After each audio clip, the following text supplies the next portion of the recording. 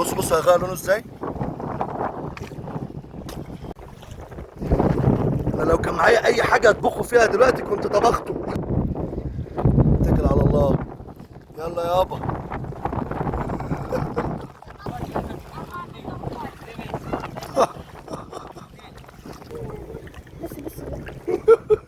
تعالى اما نجرب بقى ايه الاخطبوط. هو لسه طازه. نعمل كده خلاص، احنا كده شلنا دماغه. نفتح نشيل العظمه بتاعته ونسلخ الجلد. دي العظمه بتاعته. ده عندك حته كاليماري، مفيش فريش اكتر من كده.